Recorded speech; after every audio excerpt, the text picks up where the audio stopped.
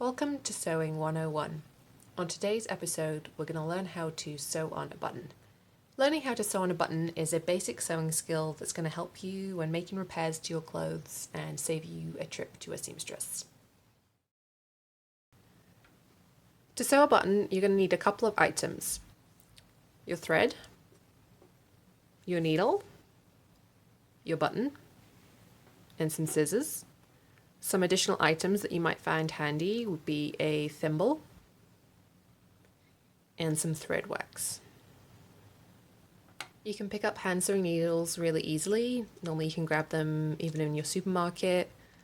Locally here in Fernie, you can get them from IGS. That's where I got this pack, 50 for $1.60, so also affordable. There's normally an assortment of sizes. You can see I've already gone through quite a few needles here. You want your kind of standard size 7 for sewing on a button. Not too big, not too small, and not too thin. Any kind of thread works. Again, if you have the higher quality thread, it's going to be easier to deal with. If you do find your thread keeps getting tangled, especially when you're doing something like sewing on buttons, that's where the thread wax comes into play.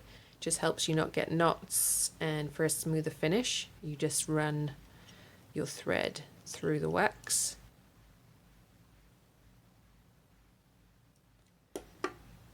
And it just makes it easier to deal with.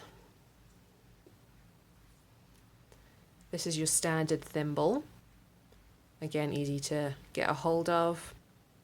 I actually prefer using a leather thimble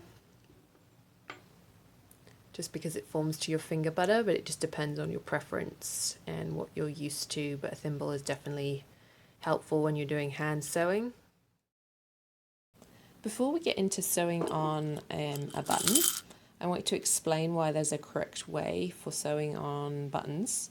There's two kinds of button. First, we have a decorative, and I've just got this glove here that has a couple buttons on it. These buttons serve no purpose, they're just there for decoration. So when you have a decorative button, it can be sewn nice and close to the fabric because you're not actually going to use it. So it's just there for decoration. The other kind is a functional button. I have here one of my capes, and the reason I'm going to show you this is because it is a thick wool fabric, and it really demonstrates why you sew on a functional button differently. So you can see the wool is very thick and the button is securing the fastening in place. I've undone the fastening so you can see how deep the buttonhole is, and then you can also see that the button is raised away from the fabric, the depth of the buttonhole, and that makes for easy fastening and a functional button. The first thing we're going to do is cut some thread. You want quite a long piece because we're going to double the thread up to sew.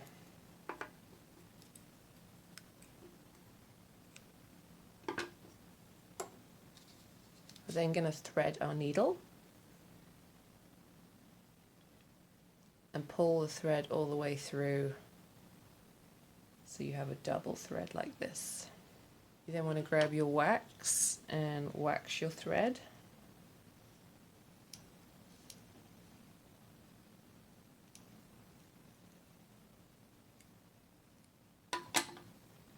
And you're ready to start sewing on your button.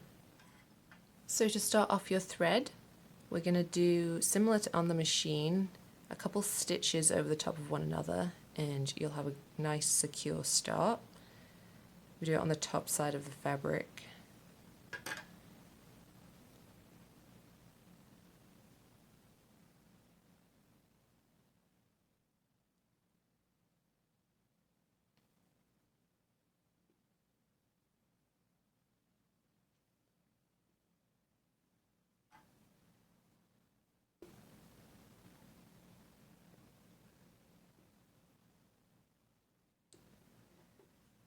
and you'll have a nice strong start, but it still lays flat.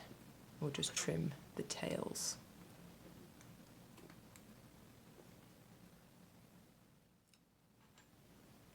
Now we're ready to apply the button. So we're going to grab it and we're going to do some diagonal stitches in the fore hole. The first couple are definitely the hardest as you get the button into place.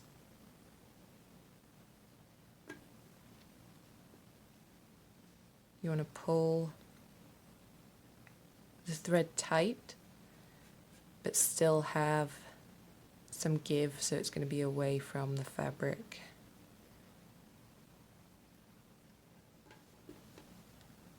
Then we're going to go the other way. Each time you do a stitch, you want to make sure you're grabbing the fabric underneath and making sure the threads are tight together. You want to use your needle to make sure that is the case. It can be a little tricky when you're sewing with a double thread, as you can end up with loops. So you just want to keep checking in.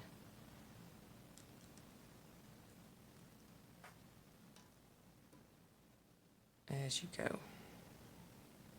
You want to do 3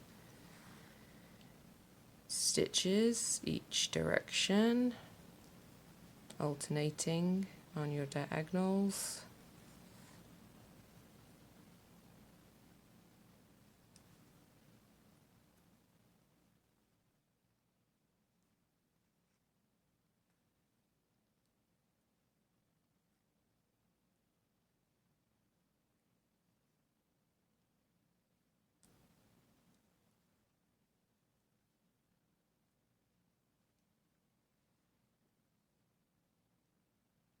Once you've done that, to finish off, you take your thread and you wrap it round 4 times, which will create that raised button. And then to finish, you put your needle through the thread underneath and pull it tight. You want to do that a couple times.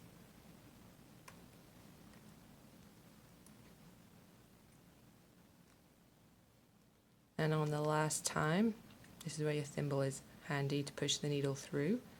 You want to make sure to grab the loop to secure, and then trim your threads.